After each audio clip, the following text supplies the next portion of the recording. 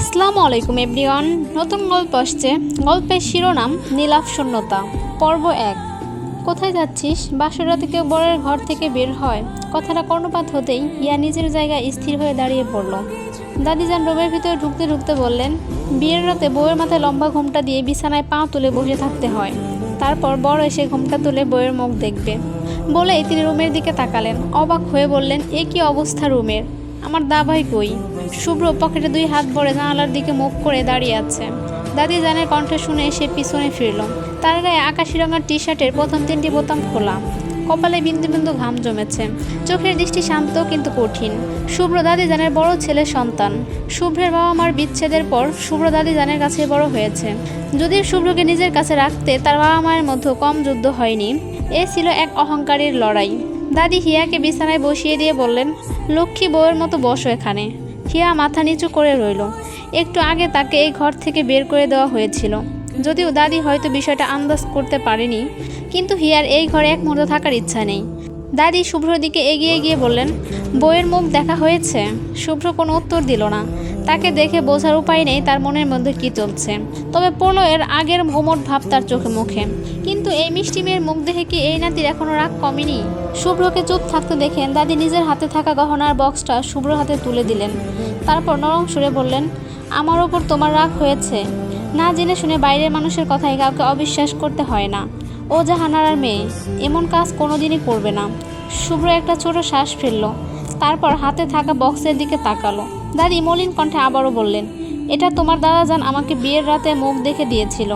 এটা তুমি তোমার বউকে পরিয়ে দিও, যেন আমি মরে গেলেও এই উপহারের কোনো অযত্ন না হয়। শুভ্র কোনো উত্তর দিল না। স্বভাবত শুভ্র বদমেজাজি হলেও দাদির কথার উপরে সে কোনো কথা বলে না।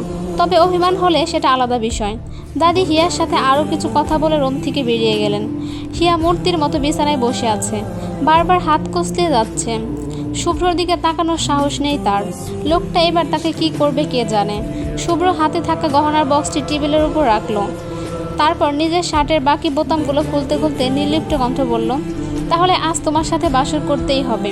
কথাটা শোনা মাত্রই হিয়ার গা শিউরে উঠল। সে আর চোখে একবার শুভ্র দিকে তাকাতেই দেখলো তার শার্ট খোলা। হিয়া দম আটকে এলো।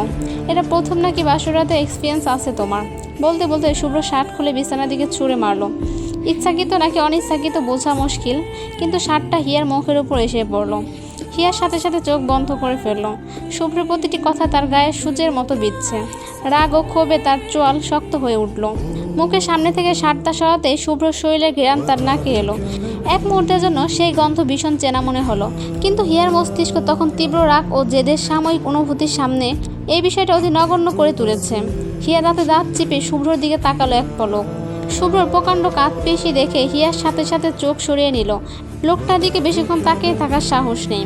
এতটাও বুঝে গেছে এই বলিষ্ঠ লোকটার সাথে সে পারবে না। মনে হচ্ছে রাগের মাথায় মারাত্মক কিছু করে ফেলবে। শুভ্রর প্যান্টের বেল্ট খুলতে দেখে হিয়া পিলে চমকে উঠল। লোকটাকে সত্যি সত্যি তার সাথে বাসর করবে? আশ্চর্য। নার্ভাস হয়ে হিয়া আস্তে আস্তে বিছানা থেকে উঠে দাঁড়াতেই শুভ্র খপ করে হিয়ার বাহু ধরে ফেলল। হিয়া একটা ঢোক গিলে তাকালো। শুভ্রর কঠিন দৃষ্টির সাথে তার দৃষ্টি মিলন হলো। বিচলিত হয়ে সেই সাথে সাথে নিজে ছাড়িয়ে নেওয়ার চেষ্টা করতে শুভ্র তার বাঁধন আরও শক্ত করে বলল, কোথায় পালাচ্ছ? পালানোর সুযোগ একটু আগে দিয়েছিলাম, এখন আর সেই সুযোগ নেই। শুভ্রের কথার গভীরতা বুঝতে পেরে হিয়ার সমস্ত শরীর এক শিহরণ বয়ে গেল। কোনো কিছু বুঝে ওঠার আগে শুভ্র এক টানে হিয়ার পিছন থেকে ব্লাউজের ফিতা ছিঁড়ে ফেলল। শুভ্রর এমন অদ্ভুত আচরণে হিয়া অবাক হয়ে তাকালো। তার শরীর কাঁপছে, নিঃশ্বাস যেন গলার কাছে আটকে গিয়েছে। শুভ্র এক দৃষ্টিতে মেয়েটার দিকে তাকিয়ে আছে। এত কিছু হওয়ার পরও মেয়েটা মুখে একটা শব্দ ফুটল না। শুভ্রর জেদ আরও বাড়ল। শুভ্র শান্ত কিন্তু কঠিন চোখে বলল, কি আটকে উঠছিস কেন? তোর মতো মেয়েরা তো এসবে অভ্যস্ত থাকার কথা। হিয়া এবারও কঠিন চোখে তাকালো।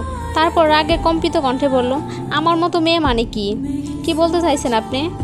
বলা শেষ করে নিজের কাঁধের ব্লাউজ এক অংশ চেপে ধরল। শুভ্র ভুরু তুলে বলল, বাহ, তুমি আবার কথা বলতে পারো। বলে শুভ্রর হাত আরও বেপরোয়া হয়ে উঠল।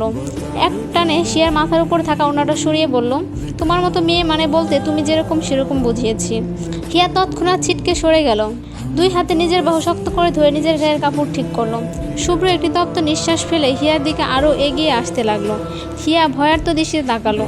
যে করে হোক তাকে এই রুম থেকে বের হতেই হবে, কিন্তু কোথায় যাবে? ভাবতে গিয়ে হিয়ার চোখ গেল রুমের পাশে থাকা বিরাট বারান্দার দিকে।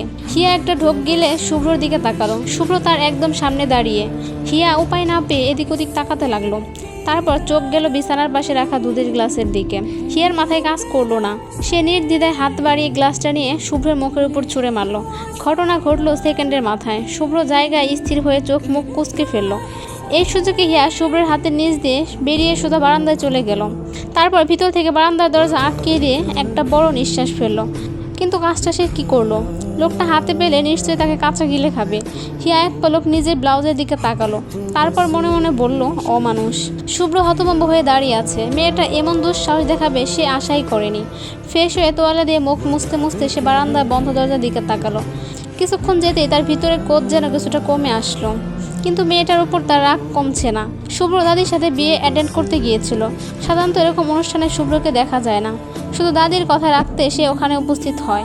কিন্তু কবুল বলার আগে ঝামেলা শুরু হলো। বর উত্তেজিত হয়ে বলল, এই মেয়ে দুশ্চরিত্রা, আমাকে ধোঁকা দিয়ে আড়ালে অন্য ছেলের সাথে সম্পর্ক চালিয়ে গিয়েছে। ব্যাস এটুক কথা বলতে হইচই শুরু হলো। দুই পক্ষের কথা কাটাকাটিতে ফলস্বরূপ বিয়ে বাড়ি থেকে বরপক্ষে প্রস্থান করলো। সেই মুহূর্তে দাদি আদেশ করলেন, এই মেয়েকে তার নাতি বউ চাই। কেন? কারণ মেয়েটার নানা নাকি দাদিকে ঋণী করে গিয়েছে। তাই বলে এমন একটা দুশ্চরিত্রে মেয়ে কিনা শুভ্রনীল আহমেদের বউ। শুভ্র বিয়েটা করছে ঠিকই, কিন্তু তার মনে মেয়েটাকে নিয়ে তীব্র ঘৃণা তৈরি হয়েছে। মিথ্যা বলা, অন্য কাউকে ধোঁকা দেওয়া মানুষ সে অপছন্দ করে। কিছুক্ষণ যেতেই শুভ্র বারান্দার দরজার দিকে এগিয়ে গেল। তারপর দরজা টোকা দিতেই হিয়া চমকে উঠল। তার চোখ বেয়ে বিন্দু বিন্দু জল গড়িয়ে পড়ছে। সে দরজার সাথে একদম পিঠ ঠেকিয়ে মেঝেতে গুটিসুটি মেরে বসে আছে। দরজার টোকা আরও জোরে পড়তে লাগলো। আতঙ্কে হিয়ার শরীর শিউরে ওঠে। এ যেন এক দুঃস্বপ্নের রাত। শুভ্র আপনাকে সম্মান করে, সেই কারণে কিছু বলছে না। নয়তো এমন চরিত্রহীন মেয়েকে কোনো ছেলেই বউ হিসেবে গ্রহণ করবে না। সেখানে আপনি তো এই বাড়ির বড় বউ করে নিয়ে এলেন। চাচি নাস্তার টেবিলে বেশ ক্ষুব্ধ হয়ে কথাটা বললেন। মানুষের থেকে আমি কারো চরিত্রের সার্টিফিকেট নিব না। আমি খুব ভালো করে জানি আমি কি করেছি, বেশ গম্ভীর গলায় বললেন দাদি। নাস্তার টেবিলে বাকি সবাই চুপ করে আছেন। এই বিষয়ে নাক গলানোর সাহস কারো নেই। ছোট চাচা শিল্পী মানুষ, তিনি নিজের শিল্পের কাজ নিয়ে সারাদিন ব্যস্ত থাকেন। তবুও কি ভেবে তিনি বলে উঠলেন, মেয়েটার প্রতি আপনার এত স্নেহ থাকার কারণ কি সেটা তো বুঝতেই পারছি না। নিজের সন্তানের প্রতি কোনোদিন এতটা মমতা ভরা দৃষ্টিতে তাকালেন না। ছোট চাচা কথাটা বলে হু হু করে হাসলেন। কিন্তু তার এই রসিকতার কারো হাসি এলো না। তার মা এবং বউ দুজনে রাগে চোখে তাকিয়ে আছে তার দিকে। অনন্যা নিজের বাবার দিকে নিশ্চুপে পানি এগিয়ে দিলেন। ভুল জায়গায় রসিকতা করা বাবার এটা বাজে স্বভাব।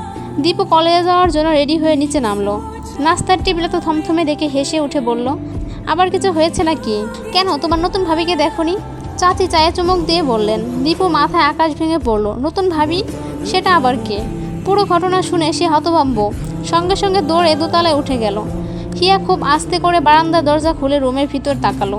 তাকিয়ে দেখলো বিছানায় শুভ্র গভীর ঘুমে তলিয়ে আছে। হিয়া তবুও সাহস পাচ্ছে না। আরও কয়েক সেকেন্ড শুভ্রর দিকে তাকিয়ে রইল। নড়াচড়া নেই মানে নিশ্চয়ই মানুষটা ঘুমিয়ে আছে। হিয়া পা টিপে টিপে রুমে ঢুকলো। সারা রাত তাকে মশার কামড় খেতে হয়েছে, আর এই নবাব কিনা আয়েসে ঘুমিয়ে আছে। হিয়া এক পলক শুভ্রর দিকে তীক্ষ্ণ চোখে তাকিয়ে ওয়াশরুমে চলে গেল। এই অগ্নিগিরি জেগে ওঠার আগেই তাকে ফ্রেশ হয়ে রুম থেকে বের হতে হবে। দরজা টোকা পড়তেই শুভ্রর ঘুম ভাঙল। খুব ধীরে এসে উঠে বসলো।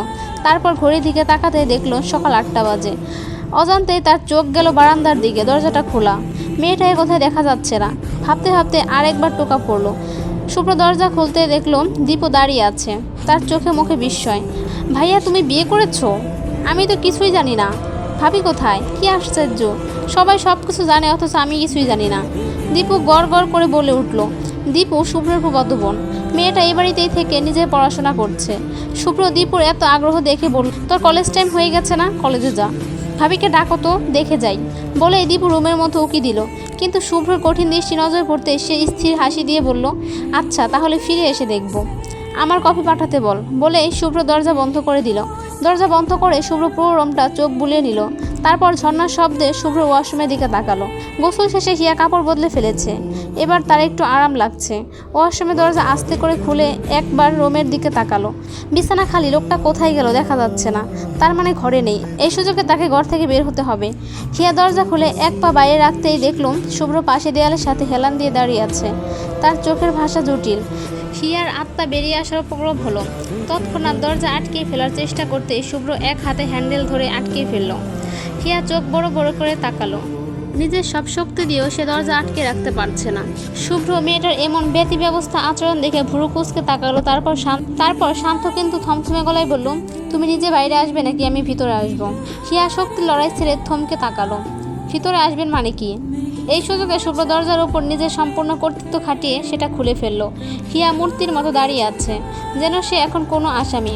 এখন তার আত্মসমর্পণ করার সময়। শুভ্র কঠিন ইশারায় হিয়াকে বাইরে আসতে বলল। হিয়া ধীরে পায়ে ওয়াশরুম থেকে বেরিয়ে এসে দাঁড়ালো।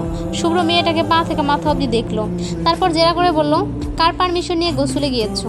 হিয়া ভূত দেখার মতো করে তাকালো। কি, গোসলে যাওয়ার কারো পারমিশন নিতে হয় নাকি? এটা কেমন কথা? ইহজীবন এমন কথা দ্বিতীয়টি শোনেনি। এই ঘরে থাকার অনুমতি দিয়েছি, তার মানে এই না যে তুমি যা ইচ্ছা তাই করবে। আমার অনুমতি ছাড়া কোনো জিনিসে হাত দিতে পারবে না তুমি।